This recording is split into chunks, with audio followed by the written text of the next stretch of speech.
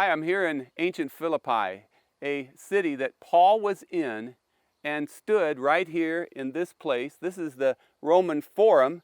It, at that time, was white marble. It had been buried for 2,000 years, was just uncovered a few years ago. That's why it's no longer gleaming white marble. And I'm standing on top of the Bema seat. Do you remember the Bema seat from our other studies that we've done? It was the place where the magistrate of the city brought Paul to hear the charges against him and Silas. And from here he was sentenced to the jail just over in this direction. There are many wonderful things to see here, but I want you to especially be aware now of the Via Ignatia, or the Ignatian Way. And that was a road that led into the city from this direction. It was the way Paul and Silas traveled to come here. And then as they spent time here, they later left to spread the gospel on the Ignatian Way, going in that direction on this road that went all the way to Rome. This is where the gospel first entered Europe and spread westward through the ministry of Paul and Silas. Now, as we've been talking about in our lesson this time, I want you to be aware that it took funds to do this. And sometimes the Apostle Paul worked as a tent maker in order to fund the ministry. But many other times, he was given funds and he was hosted, as he was here in Philippi, by Lydia, and fed and cared for by those whom he ministered to. He said elsewhere that it is right for those who make their work the gospel to earn their living from the gospel. Now, to do that, people must give. And it's the privilege of all Christians to give.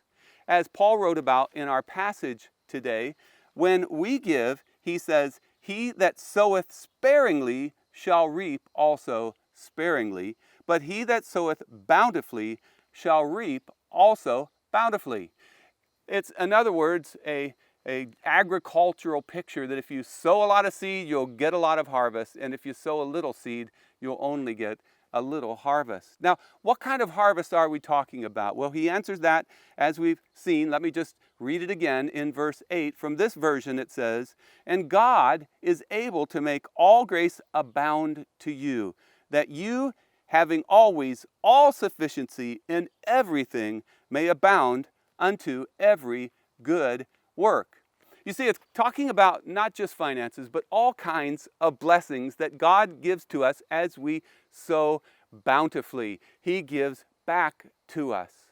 It might be financial, but many things are more important than finances. Our family is so important. Our spiritual blessings are the most important. And our health, and in other ways, God blesses us in so many ways. Now, for Carolyn and myself, my wife, we were married in 1979, and we began with very little, but we began to give to God in our tithe of 10%. And we saw that even though we didn't hardly have enough money to buy anything extra, like chips, every once in a while we'd splurge on chips, and I sold my guitar in order to pay our bills during those first years of marriage. But we saw God bless us. And over the years, as we've continued to give to support God's work and missionary outreach, God has blessed us more and more, so that over the years we've been able to give more. As the passage says, we are blessed in order to give, in order to be blessed, in order to give. And so we've increased from giving 10% to 15% to 20% to 25% and more. Why? Because God's work is supported by us, but that's a privilege, because when we give, God blesses us in all kinds of ways.